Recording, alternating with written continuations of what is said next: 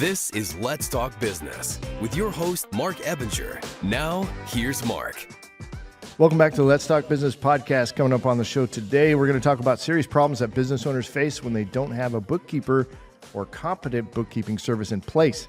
This is something that I personally have been through, which Emad being my bookkeeper, you can't say anything negative about what it was like before we started doing business.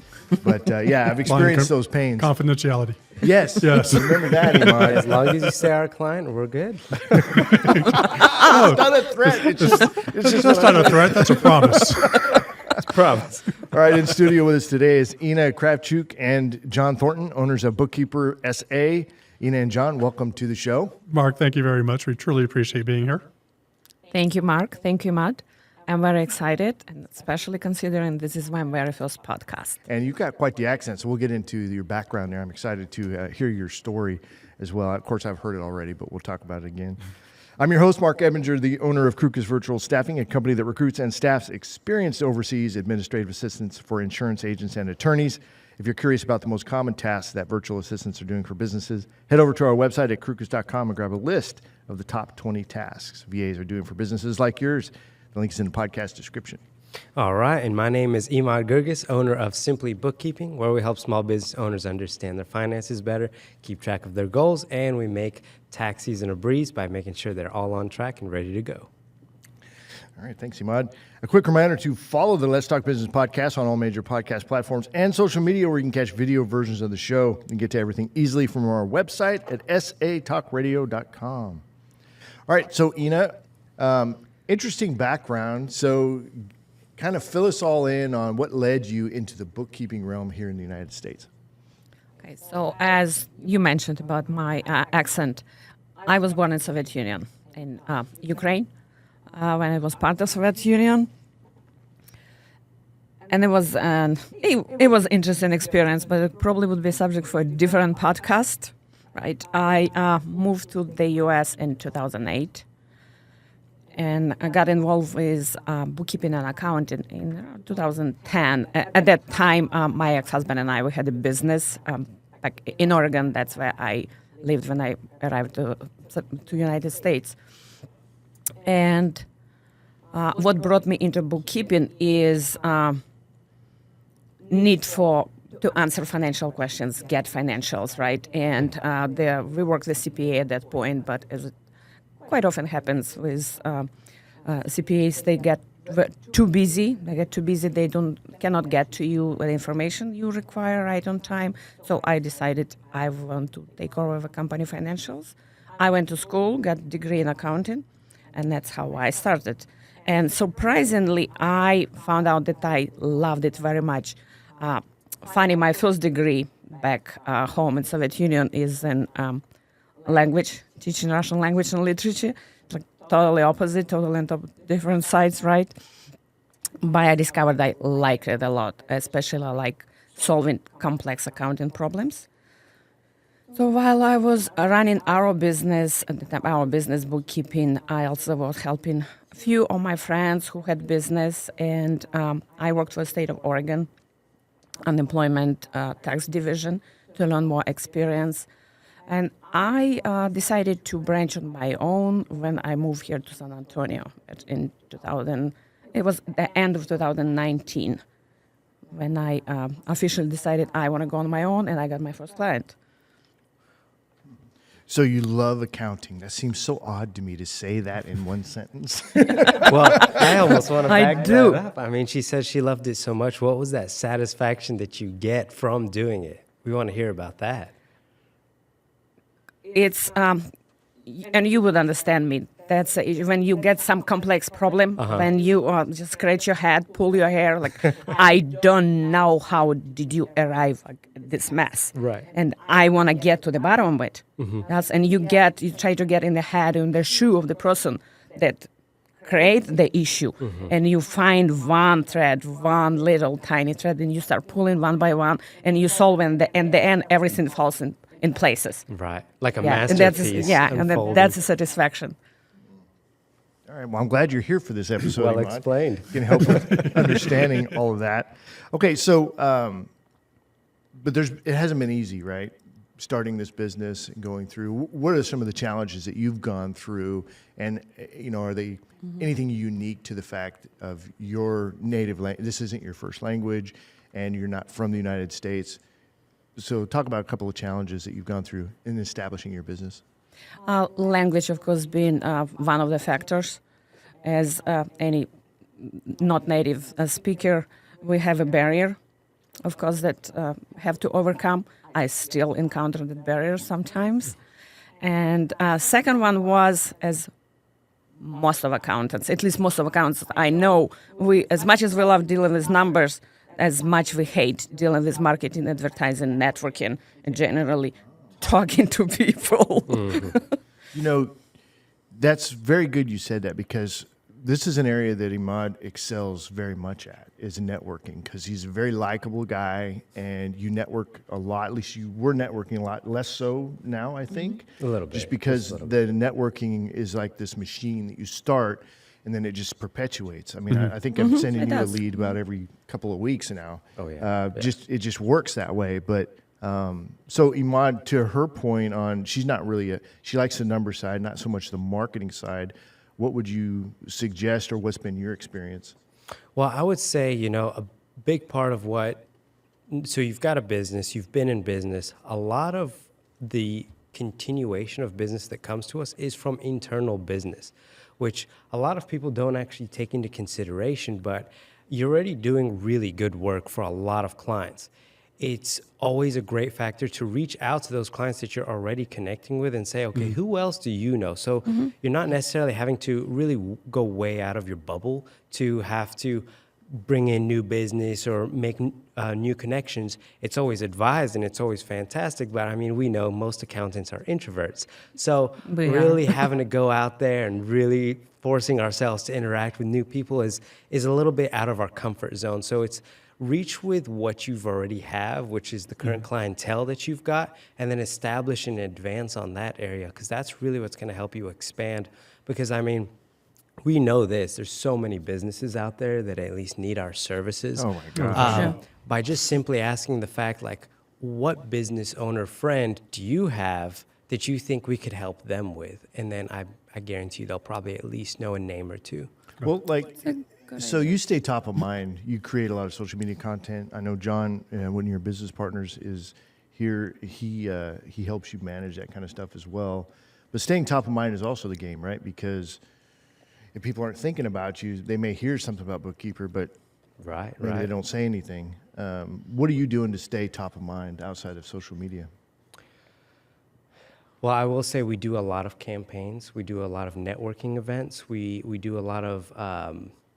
we're always finding new ideas to stay connected with clients, whether it's asking for a review, sending out cards, gift certificates, little snippets of advice here and there. It's always important to just keep the ball rolling, because, I mean, as you know, in marketing, if you stop marketing, then it dies off. So whatever you're doing, you've got to keep the ball rolling. And so that's important with any business, but especially in accounting, so that people stay top of mind. Yeah, and Exactly. if you're like, I'm not going to network, I mean, there's always, you can buy leads, and there's tons of other ways to do, marketing and such. But networking, which leads into the favorite, saying, you either have one of two things. You either have time or money, right? If you have time, well, if you have time, then you need to spend time to get your leads. But if you have more money than time, then you're probably going to need to utilize your resources to bring those to generate leads. Yeah. Yeah, well, that's a place where everybody wants to be, when they got more money than time. Or, yeah, right? Is that it? Enough of both. You want to have both. That's the, Yeah, that's the main both. goal there. It's the American dream, Mark. Yeah, Right?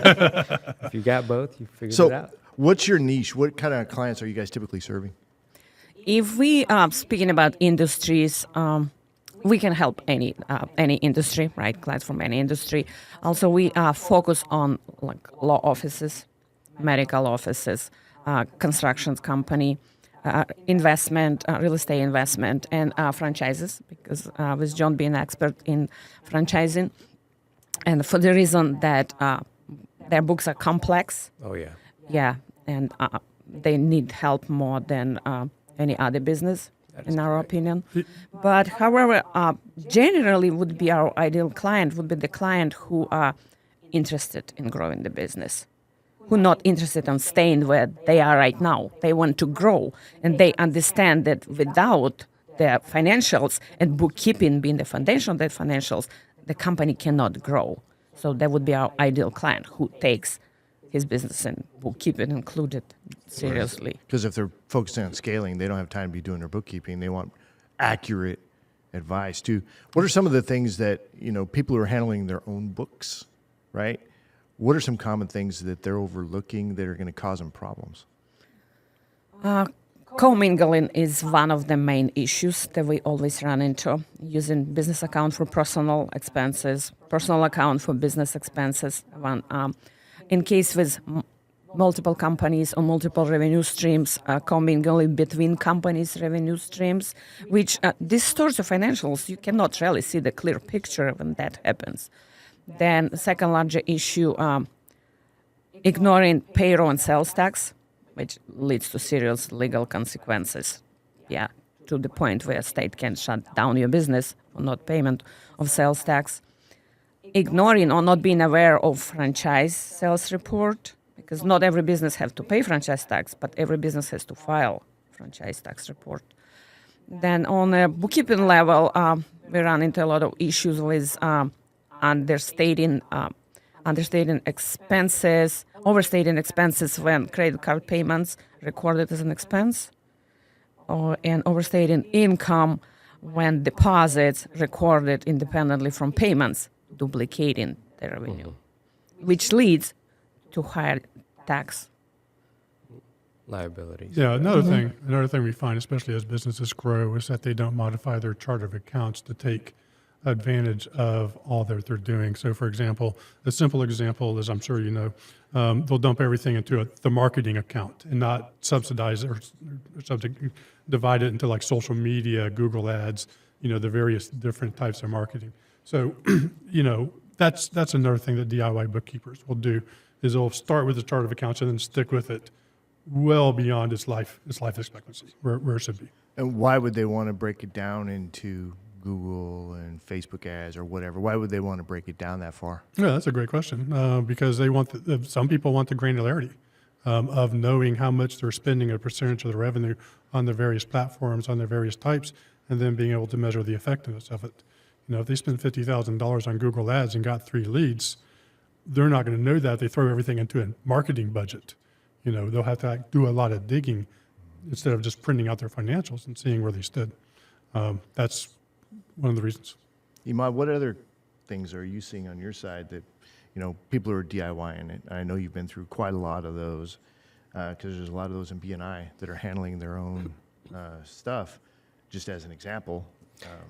Well, the most important one also, as you mentioned, quite a great list, is you don't know what you don't know, right? And so without being an accountant or without having at least a bookkeeping background, you're not going to know a lot of the expensible things that you can write off. And so a lot of times DIY bookkeepers think they're actually saving money, but they're actually a lot of times not capitalizing on a lot of things that they could be capturing as expensible. And so at the end of the year, they think, okay, I owe this amount in taxes, when it could have been a lot less. And that's what you get with DIY. I mean, when it comes to accounting, you get what you pay for. And so it's really important that you have someone on your team that's really aware and cares about your business, kind of like what Ina was saying, really puts herself in the shoes of the business owner to understand how they're operating, to be able to kind of take charge and really help them in the direction that they're trying to go. Exactly. Are you guys doing tax prep too, or just bookkeeping? Just bookkeeping. We do some tax prep, but we prefer not to do it for our clients. So, for the purpose of like a double look, eliminating any possible errors. Yeah. So you've got strategic partnerships out there where you're sending people for tax prep type stuff? That's Yes, correct. That's correct. All right, very good. CPAs and tax advisors, financial planners. Yes. Wonderful. And so, I mean, I know you've asked me this question in the past, but what is the importance of having that team of a CPA, a tax advisor, and a bookkeeper? No, that's a great question. The importance is, frankly, is that the job of a business owner is to run the business. It's not to do the business. And To use an analogy, Microsoft couldn't be Microsoft if Bill Gates had to be the best programmer in Microsoft. He had to give up that responsibility. And at one time, he was the best programmer. He was probably the best bookkeeper. He's probably the best accountant at Microsoft too back in 1978, right? But he couldn't be that guy. So as a business owner, if you're truly interested in growing your business, what you need to do is find, what do I currently do? How do I hire somebody to do that so I can think of bigger and better things? So if I'm like right now, I'm the head of sales for BookkeeperSA. Okay, that's just what I do because that's the level we're at. But there's going to be a time in which I can't be the head of sales. I'm going to have to hire a salesperson, and I have to start thinking about more in-depth relationships with bigger clients or people who can give us 10, 15, 20 clients at a time. Right. Then you just grow up. And so that's part of the lesson that we try to teach our clients is, especially on the DIY side, is that you can't do the DIY side and have a $50 million business. It's just not going to work that way. Correct. I think of you guys as a bit of a coach too, right? Yeah. Emad's kind of like my business accounting coach, so to speak. So you guys are growing a business. Correct. Do you guys have a coach that is helping you guys grow out your bookkeeping business? Or are you guys kind of doing it on your own? We have mentors. I don't know if we call them coaches. We don't have any official relationship, but we do talk to our partner. CPAs. Yeah, we do have lunches quite a bit. We even talk, we talk to our clients. What are we doing wrong? What can we help? What can we improve? All that. So I also grew up in a very entrepreneurial family. I've been in the family businesses since the age of 4, and it's just kind of who we are. So I kind of grew up in the starting small businesses, watching them fail, learning your lessons and doing better. So that's part of the advice that I can give. It's like, I live this life. This is, the life of a small business owner is not easy, but it is extremely fulfilling. Oh, yeah. Extremely fulfilling. And, but you have to go into it both with an attitude for the money and an attitude for the service. Now, when you say fulfilling, how are you being, how does this job, I think I know the answer to this, but how does it fulfill you doing this as a business? Now, obviously, you're the bookkeeper, right? So you're doing the work of it now. Correct. But as you're also a business owner, so at some point, I imagine you'll work yourself out. But where's the joy beyond bookkeeping? Where's the joy in the business side of it for you? Satisfaction of, if I can put it that way, of making my own mistakes and solving them. And aside of bookkeeping, of course, because I do enjoy presenting to my clients with CPA-ready books. I do enjoy it. It brings me great satisfaction, and I love seeing my clients happy. Yeah, it gives me a lot of joy when clients say, "Oh my God, right? You made my CPA so happy with this report," right? You could do that as an employee, though, right? I mean, you could go work for a firm somewhere, and you could be happy servicing your clients. Running a business is different, right?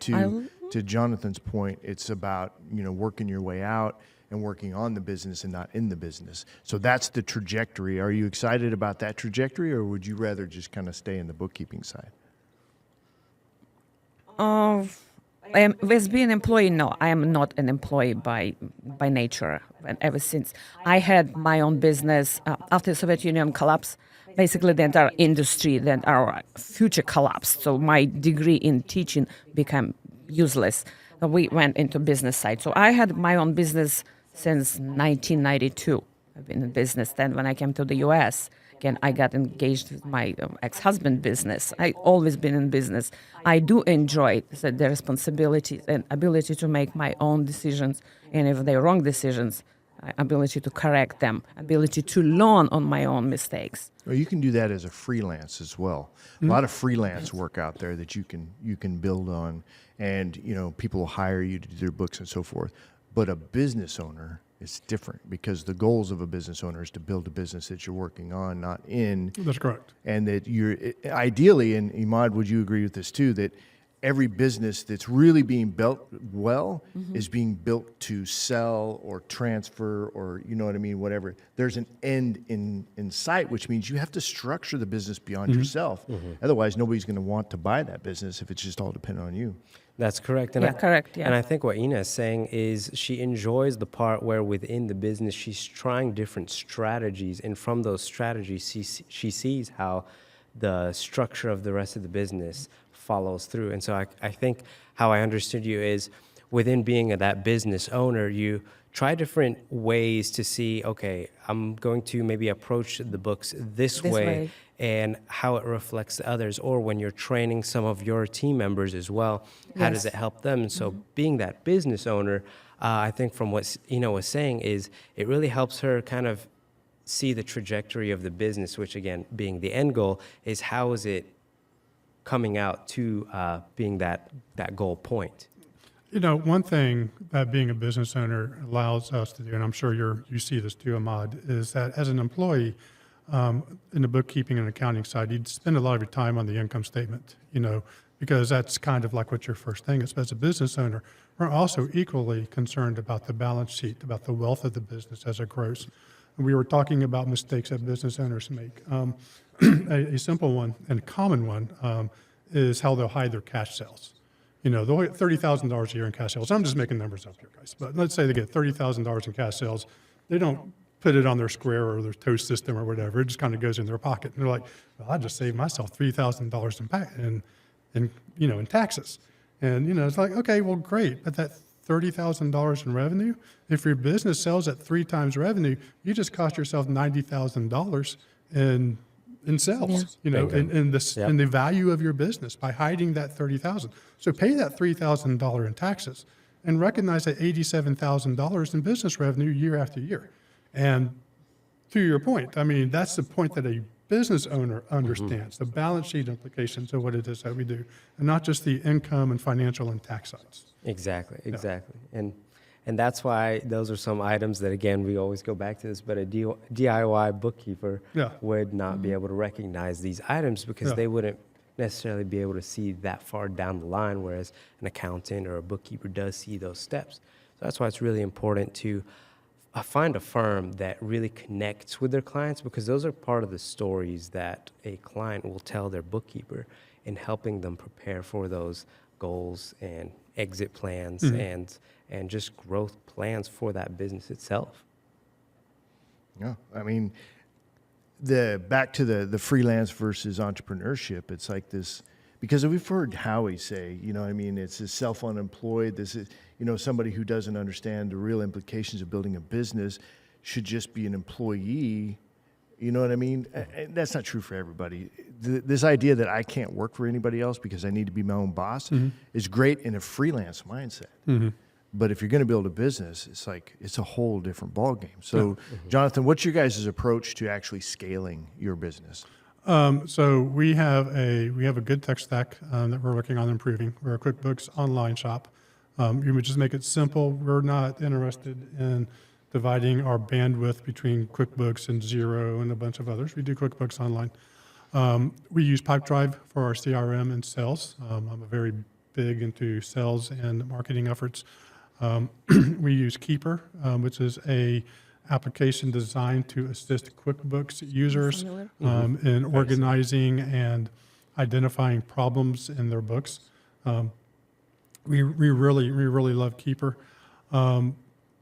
And, you know, right now, I'm the guy who puts together your financial plans. You know, I have like a 3-year financial plan.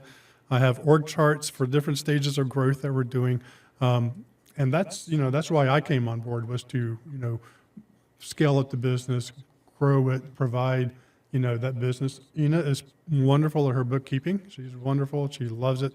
I enjoy it too, but I really enjoy the growing of the business as much as anything. And so that's why we're together, you know? We met, fell in love, and we're all in 100%. Yeah, you guys complement each other, right? Yes. You got the visionary and the integrator. We do. Wonderful. So I like the way you put it. Yes. part of business development is, because that's what you're doing right now, is business development for the company, is systemizing your processes. Correct. How are you approaching that? Communications. I mean, I'm just going to be frank. It's communicating. I write memos. I do videos. I do long processes, instructions, templates. Here's how you do things. My family used to deliver 10% of all the phone books delivered in the United States. Believe it or not, you could actually have a $50 million business by giving things away for free, and that's what we did. So, so I grew up in the environment where I had to develop the process and procedures that took my family's company from $2 million in revenue to $40 million in revenue in delivering phone books. You just got to grow. You got to look at the automation. You got to look at the tech that's available, and you got to look at the people. But most importantly, before any of that, you got to communicate. You have to know how to communicate to different people using different types of communication strategies. You're talking about communication to the client? Communication to the client, communication to your employees, communication to Inna, communications to everybody, communications to you. You got to, as the business owner and visionary, I have to communicate that vision to everybody I speak. Okay, so dig into that a little bit more. Explain what you mean by communicating. You're talking about communicating the vision, or are you talking about day-to-day communication? I'm talking about both. I mean, I spend a lot of time writing, talking, etc. And so it can't be all up in here, you know, in my head. And so so you do have to communicate that. And really that is there's all sorts of tech that you can do. There's all sorts of, tips and tricks, but you really just have to communicate, and you have to be able to find the most effective means to communicate with the person you're talking to. Okay, so like if they want to communicate by email, then you're going to communicate by email. Yeah, and I mean, to complement John's comment there, he's saying the more you communicate with whoever you're communicating with, the clearer the vision is for that, whether it's the client or for, let's say, team members or employees. The more communication, the more they understand what the assignment is, and in return yields you a better... And I truly believe that you do not know something until you can clearly communicate it to somebody else. You might be a great math person, but if you can't communicate that math to anybody else, then, how do I know? Same thing with business. You just have to communicate it. I used to do research and just write articles just to explain things to myself. Yeah. Well, I mean, I'm a firm believer in that if you think you know something, then go teach it. And then you'll really learn it. Yeah. Because you got to break it down into, bite-sized pieces. Or as Einstein says, if you can't teach it pretty much to a 5-year-old, then you really don't know it too well yourself. Yeah. So. And it all comes out of communication. I get effective communication. Appreciate it, Al. Also, communication channels, how you're communicating with somebody, how they want to receive that communication, and keep an open dialogue going, which really helps, like with teamwork, when you're building your team. Correct. Having that continuous, so it's free-flowing and things just move along faster. I get it. And 60% of communication is shutting up and listening. So, let's not forget that. That is a very good one. That is a very good one. I learned that So I worked internal affairs here in San Antonio for 6 years, and that's where I really learned to listen. Yeah. Not to put on the fix-it hat too quick and just listen to what people were saying. So that was a good learning time for me. So let's talk about vulnerabilities that businesses face when they don't have a bookkeeper. I mean, we talked about what are some, problems they encounter, right? Like, but what are some vulnerabilities? And really, like, time constraints. We don't have enough time to do the job properly would be an example of a time constraint type issue, at least in my mind. So what are you guys seeing as far as vulnerabilities businesses face when they don't have a professional bookkeeper, but they're trying to do it themselves? So the first one, it's the one that on everybody's mind, on every business owner's mind, is tax implication. Of course, incorrect books lead to overpaid taxes or underpaid taxes and later fines and penalties, right? Second one would be your business existent. If you bookkeeping is a foundation of your business. If you're planning on growing your business, you have to make sure your foundation is in place and it's firm and steady and can sustain the level of growth you're planning, right? And if your books are not correct, your financials not correct, and if you make decision on numbers that are wrong, eventually the entire structure will start collapsing. Correct. Would you say that most business owners have the financial expertise to be their own bookkeeper? No. Some do, but no, not Probably most. very rare, right? Because the type of personality, at least that I'm thinking, that gets involved and wanting to be an entrepreneur and everything that comes with it is not that personality type that is going to be real good at watching the books. So, I think that's a huge vulnerability right there, is their lack of expertise. Also, going back to time management, is that, Emad, you could speak to this too, is like you're paying attention, then you're not paying attention. You're inconsistent, right? Correct. And we all know this. With business owners, especially ones that are excelling, they're so fast-paced They are overseeing so many things. To ask them almost to slow down to be able to, do their own books, for example, or just like research a whole accounting structure for their business is just not going to happen, because it's not within the frequency of how they operate. Yeah. And so it's asking them to adopt a whole different characteristic trait for themselves that we know is not going to happen. And so being able to delegate a portion of that and then have someone to explain it as a summary to you is exactly what a business owner needs. Yeah.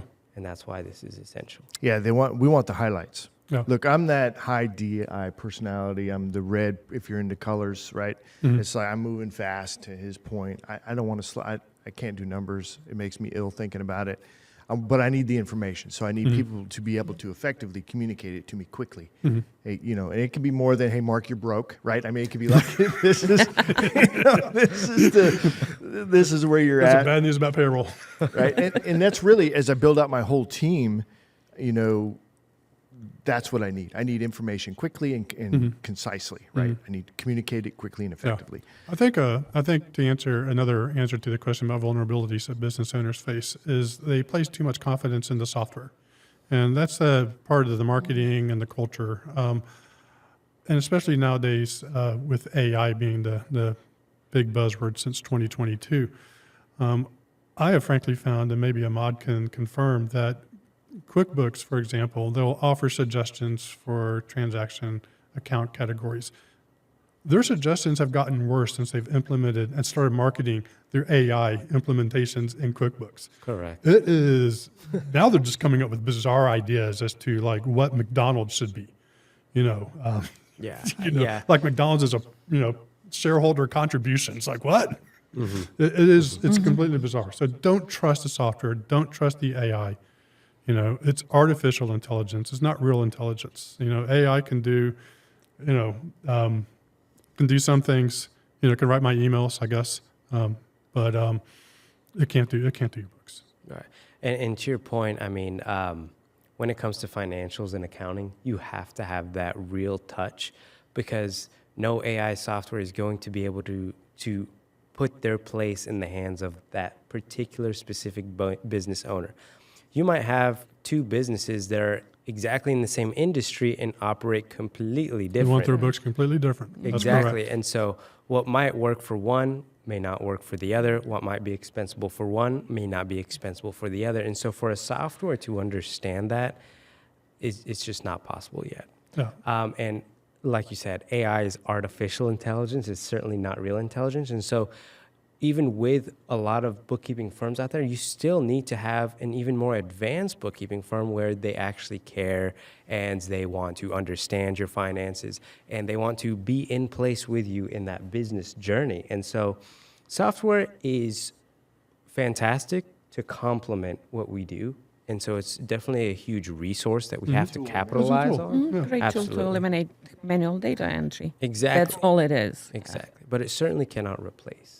And I think that's what John and Ina are saying. So you mentioned this already, but another vulnerability by trying to DIY your stuff, and when you're not really at the level that you need to be to handle your own bookkeeping, would be mixing the business and personal finances. Because when you lack that understanding of what you should and should not be doing, and we tend to rationalize things in our head about, this is obviously a business expense, right? It's working hours, so it's got to be a business expense, right? But that's a dangerous place to get into as well. So would you agree with that, and then expand on that a little bit? Yes, it is a dangerous place to be. Let's give an example. During the COVID time, right, IRS made an exemption and made all meals 100% tax deductible, right? And so a lot of business owners mistakenly believe that while they run in their business, they can put all of their personal meals on business credit card, right? Well, it is not true. This is not tax deductible expense. And it leads to many, many complications. And one of the issues of commingling is piercing corporate veil. So LLC, what LLC or legal entity gives you protection over your personal assets, correct? When a business owner starts commingling, the IRS come in with an audit, because sooner or later, every business gets audited, right? IRS come in with the audit, they will disregard, notice in commingling, they will disregard all expenses, and business will end up with paying high tax and penalties on the revenue. So you're talking about piercing the corporate veil, right? So what you're saying, if I'm gathering, I hadn't really heard it put this way, so this is very good for me to learn, is that if you get audited by the IRS and you have been basically, piercing that veil, then when they're going to view your whole tax submission as a personal Correct. and not the LLC, They I will hadn't heard it disregard put it. that way before. Yeah, they can do that. Yeah. No, they're not going to do it if you have one McDonald's meals a year or something Yeah. like that. Right. But if you're just going to Santikos on the business credit card and you're going to all sorts of restaurants and you're having you buy all your airline tickets for your wife and your children to go to the Bahamas, things like that, then yeah. I had always heard this as like if you're going to get sued, then your LLC protection will be in place, which is true. It is true, But yeah. here we're talking about filing a tax and losing that LLC benefit there. Yeah, because you're defrauding the IRS by putting your personal expenses on your business. And that's how the IRS looks at it. It's like you're defrauding us. I like that. That's exactly what commingling is. Yeah. And that's why for defrauding the step, IRS, yeah. step Yeah, one I is bet make it's sure. so common. Oh, it is. It is very It common. is. Yeah, more common than we would like to see it. Why do you think it's common? Probably from not understanding. There's Bingo. not enough financial education, not enough understanding. And the solution to that is to get professional help, right? It is to get professional help. That's correct. But the business owner has to understand that they need that. How do we help them understand that need?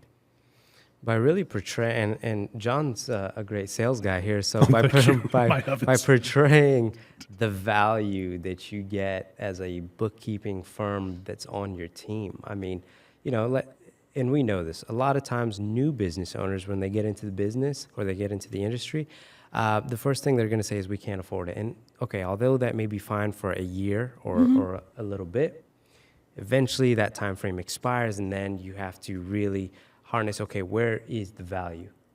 I may have been kind of floating around for a little bit, but now I really have to get my ducks in a row. And part of that is having a bookkeeper or bookkeeping firm on your team. That's correct. Well, what about a challenge? So I'm thinking from a marketing perspective. If I was to say, okay, look, I own a bookkeeping business, this is what I'm offering people. It's like, let us take and I don't know how this would, maybe you guys can help with what this would actually look like, but the challenge is we want to take a look at your books. We know a guy named Kian, right? He's like, let me take a look at this, and within 45 minutes, I'll find an extra $100,000 in your business kind of situation, right? I know there's tools out there, software out there for that. But if you were to say, let us take a look at your books, and we'll find your vulnerabilities during this, in this 45-minute session or whatever is going to happen, however long it needs to be, if we, but create a challenge out of that motivates people, business owners, like, hey, you don't know what you don't know. You're probably messing up your business and you're losing money, or you're increasing your vulnerability. Let us find that for you. And if we can find it for you, then we want your business kind of thing. You'll show the value of your service. Does that make sense? Have you guys, Exactly. have you broached this type of challenge already? Yes, Yeah, sure we've did. done this, Yeah. So tell me about it. Yeah, sure did. So as an example, we like to look at past years' financial statements, especially balance sheet. And why past years? Because if in January 2025, it will be too late, right, to plan for tax savings of 2024. So we like to show business owners on where they missed in last year's, where they could have saved on taxes, where they could have created some tax planning strategy or business growth strategies, where they could have expanded, where they maybe needed to scale down using the last year's financials. Okay, is that a free thing that you do for them? Yes. What do you call it? Is it an assessment? What is it? We call it a review. Just book review, Yeah, book yeah. review. Okay. Emad, do you do that? Yeah, so actually, let me capitalize on that a little bit. You can do something with some data, but you can't do anything with no data. Yeah. And so, your question was, how are you introducing the value of bookkeeping to business owners? Well, if they already have bookkeeping, they know it's already a value. Maybe their experience with another accounting or bookkeeping firm wasn't there. And so really all they have to do is add value, but they're not necessarily creating value. Now, the folks that have no idea why bookkeeping is necessary, they actually probably won't come in with any set of books. And so we have to create that and explain why it's good to actually get that ball now rolling. And so that's where that value is too.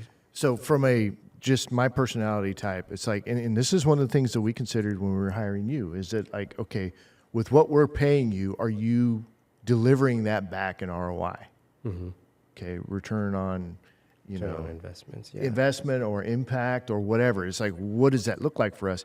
And it was there. It was there. So that to me is like, show me the money, right? Show me the money. Show me how, if you're going to charge me, $1,000 a month, then can you save me that? Can you save me $12,000 in a year? Now, if you can show me that, so that's my objective during that review would be to save my fee, at least at a minimum, save that fee. So we're reducing their requirement of time and expertise and all of that, but we're also returning it in monetary value. Is that something that you guys have approached it as? Yes. I mean, I would say we haven't been that, concise, I would say. Strategic concise. in regards to that. Because that's what I'm thinking. I'm thinking of the money, right? It's like, show me how you can save that, then I can justify it as an expense. If you can cover that straight out of the gate, hey, we charge $500 a month, we're going to save you $7,500 at a minimum over the next year.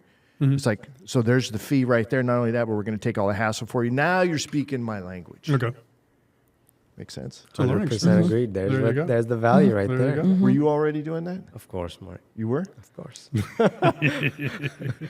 Well, I know you tell people that you're going to help them understand their financials, right? But it's that I'm going to help you save more than my fee. It's like, I guess, to an extent, that's how I market my virtual staffing services. You're going to pay, say, $18,000 a year for an employee that you don't have to pay $44,000 a year for. I'm already saving you money just coming into it, and I'll find somebody who's got at least that amount of experience that you need. It's like, that's an ROI right there. You're speaking an entrepreneur's language. Correct. And it doesn't necessarily have to be helping a customer, our clients, to cut down on certain expenses, right? It may be not our level of expertise or the financial advisors are for, right? But catching mistakes, that's where savings come in. Yeah. And my expertise, we had few instances we had. The recent one was $35,000 check issued, duplicated check, because two partners made a payment independently from each other. And if we didn't run the books regularly, weekly, that would probably came unnoticed. There you go. And there are a lot. Another instance we had, we pointed one of our clients to one of his contractors. All of a sudden, pay increased drastically, double, some weeks triple. And we asked him, why you paying these guys more often, you employing him more often? And as we found out, the guy was forfeiting checks. Historic checks that were deposit using mobile deposit. He was changing check numbers and redepositing them again. And the total was also over $30,000. What do you see as, and really this is a question for everybody in the room, I'd really like to get all your answers on it, but what do you see as the highest priority for a business owner that you're working for? What is it that they really want? I'll start with you. Well, they really want their business to be successful. Their business are their livelihoods, because they want their business to be successful, safe, prosperous. Okay, and so your bookkeeping, but what do they want from your bookkeeping service? Well, to make sure that every transaction is accounted for, and make sure that they can trust the financials that they are looking at. Okay, and Jonathan, how would you add to that? What else are they looking for? Well, they obviously look for tax savings for us, strict dollars and cents. So they always look for tax savings, want to be able to expense as much as they can, reduce our revenues as much as they can. We can do what we can legally, of course, but that is tax savings. And to Ina's point, just generally knowing where your business is and knowing that the foundation is rock solid so that they can make those decisions. And if they want to talk to them, we're available to talk. And Emad? I would say the most valuable thing is simplicity. They're looking for a streamlined process for themselves to where they can depend on it. So, A, it's accurate. It's going to make things more simple. And then 3, it's going to save them time. So simplicity is the name of the game. Yeah, I would agree with all of that. I don't think I have anything to add to that because I like the simplicity side of it because I'm looking to get it off of my plate, but I want it to be accurate. You know, I want it to be concise. So, I mean, those are all great answers. So when people come to you guys and their house is a mess, right? Their bookkeeping is a mess. How do you guys deal with that? What's your process of? Well, Inna gets very excited. She's like, oh yeah, it's some good You books. like messy books. I do. She likes cleaning Yes, them I up. do. I like solving problems. Do you yes. judge the business based on their messy books? Oh, you guys. No, No, not at all. no, because let's say we have a running toilet. I'm pretty sure the contractors who I call to fix the toilet is not going to judge me for that. No, we don't judge them. People are good at what they do, and they should be. They should do what they're good at, right? Yeah, some contractors or like law office owner, they're not necessarily good at bookkeeping, and that's okay. Like I am not good at law. No, we don't judge people for that. We try to educate them after we bring their books to order. We try to educate them, set in place processes and procedures for the in-house part of bookkeeping, like accounts payable, accounts receivables, Invoicing, right? yeah. So to avoid future mistakes. Okay. Is there a part of your business that you guys feel like you're working on to improve the client experience on it? The reason why I'm asking that question is because, look, my business isn't perfect either, right? I'm always looking to improve certain angles of my business. What area of your guys' business are you working on right now that it's like, this needs most of my attention? Well, personally, for me, it's my own workflow and processes. Yeah. John got his part covered. I am currently looking for a best software for myself where I can manage workflow processes like clients' reminders, clients' documentation, collecting questions. Keeper does a great job on a lot of these aspects, but not all of it. And I'm sure when I find that software, I'm looking into several, but when I find something that fits best for me, my clients will also notice process running was smoother. So there's one of the hosts on the show, Heather Boehm. She does process mapping. Okay. And this is about, and she's helping me with this. So this is a big deal for my company right now. And I got to say, my team loves doing it too.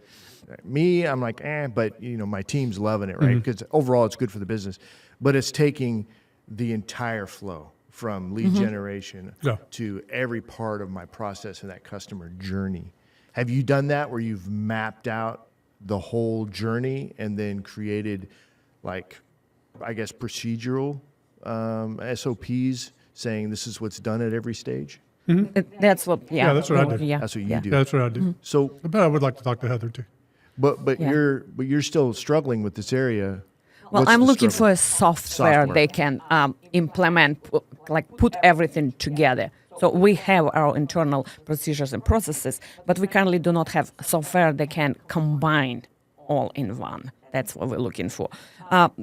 Because we started growing, so our process that we were using before we came to the growth point right now is not exactly working.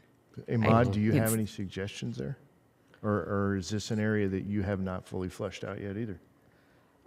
For our systems and procedures, to John's point, we've documented everything. We too actually also use Keeper. Now, we also previously used to use a software called Truce that would help with the client documentation and collecting those documents, and it did automate a lot of that. But for all of our systems and procedures, we've documented it, and we follow it that way. If there's any complications or any team members are think they're overstepping on any borders, we can always refer back to those standard operating procedures. And Inna, are you talking about trying to improve the customer journey? Is that what you're talking about? What would this No. software solution, what would it really provide for you? Maybe I'm having a hard time understanding what's deficient there. It's rather my journey, so my workload. Software that will reorganize my workload. Like the software, they will tell me that you send an email to a client like 3 days ago, you haven't received feedback back. Please remind the client again about pending. So there's a Trello board. There's actually quite a few. There's Trello. Yeah. Have you Yeah, guys so know we went like kind of looking at the Monday.com. Yeah. Yeah. So we're checking a few. Okay. Let's see. There's also Use Motion. I don't know if y'all have heard of that. It's Okay, motion. It organizes your calendar, your day's calendar, to have the tasks that are the highest priority, lowest priority. If you miss a task, it'll automatically reorganize it for you. Okay. It will remind you about That's it. something. It'll let you know what the capacity of your day is. It's pretty neat, I think. What's that software called again? Use Motion. Use motion. Yeah. USE Motion. Yeah. Okay. .com or what? I believe so. Yeah. Probably. Just check it out. Google it. All right, cool. So let's see. I mean, I think that covers the base points. Is there anything else you guys wanted to cover about what you guys are doing business-wise that is the differentiator? One of the differentiators is that I am publishing a book on buying franchises. We're very interested in the franchise market. It is very difficult to be a franchisee. You lose anywhere between 8 to 22% of top line revenue on the franchises, and so we understand the cost of that and how it can impact.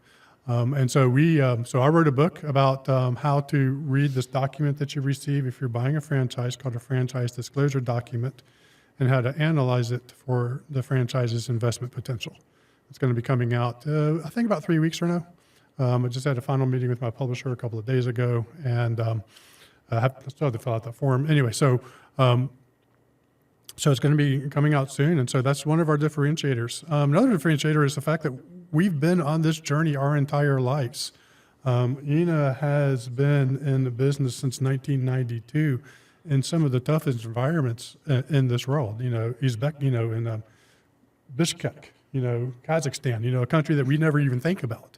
That's Kyrgyzstan. Sorry about that. Which one? Kyrgyzstan. It's one of the stands. So, and then coming over here, learning English, learning accounting, learning business, all in 3 years, just extremely driven and hardworking. I've grown up in this environment, in the small business environment.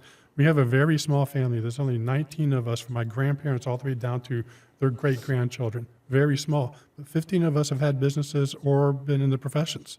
It's just part of our blood. And so we love the journey.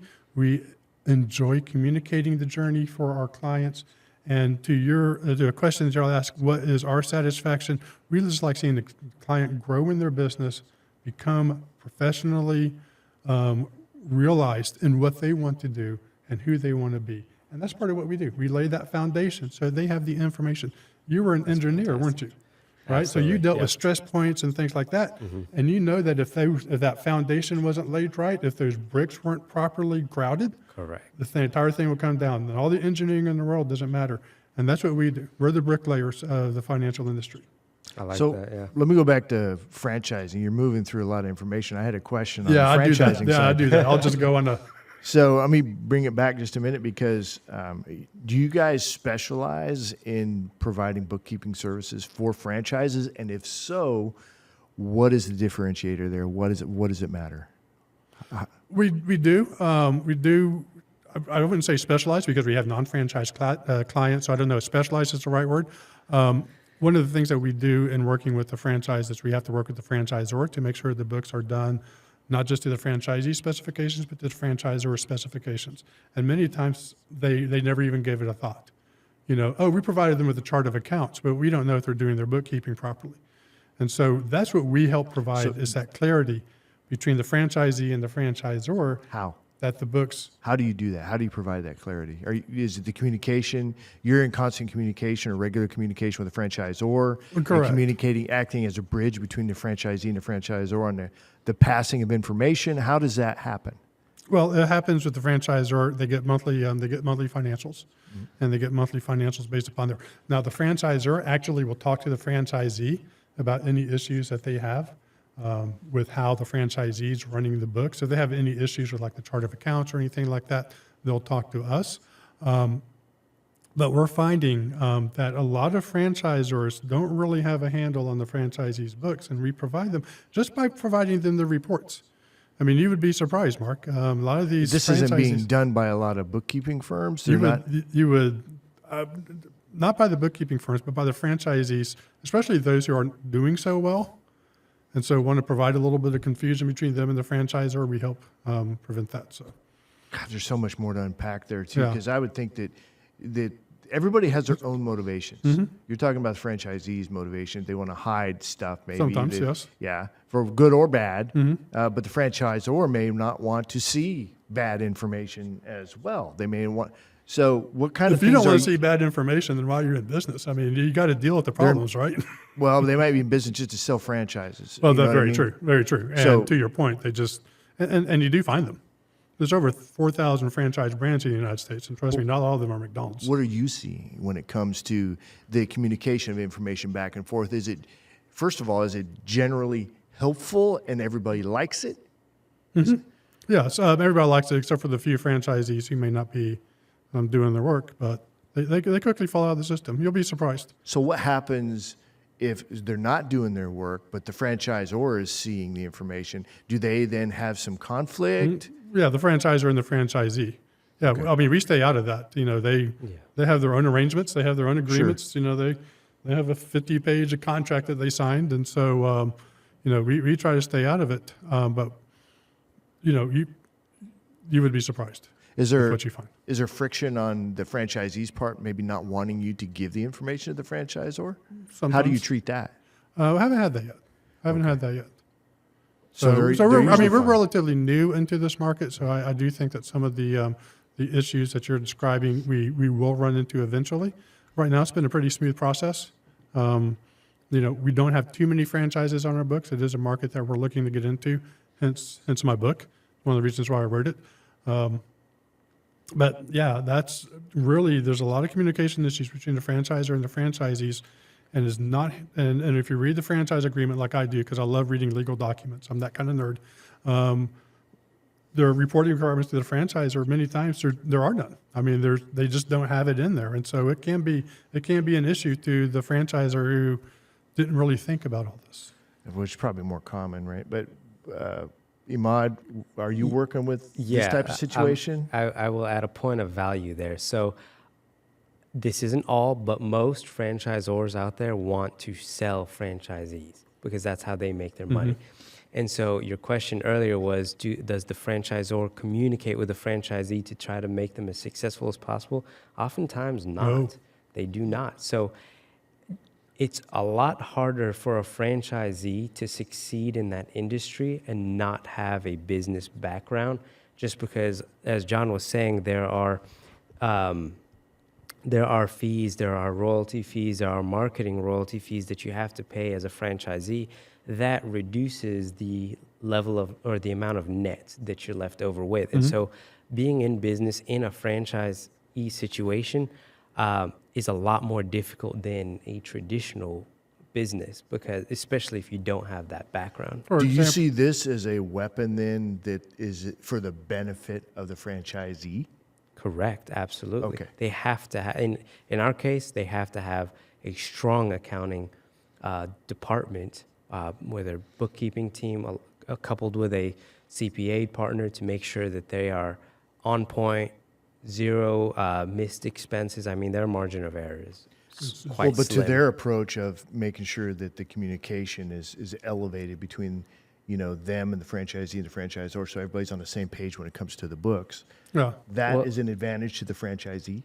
It is, well, yes, because then it makes the franchisor aware of actually what's going on. So if, with any business owner, if that franchisor wants to succeed, then they now are aware of the areas that they need to improve on for their franchisees to make them more successful, because the more successful their franchisees are, the more successful the franchisor And if will the be. franchisor is non-responsive, does it become then, I guess, an element that the franchisee can use to say, hey, the franchisor is not doing what they're supposed to be doing?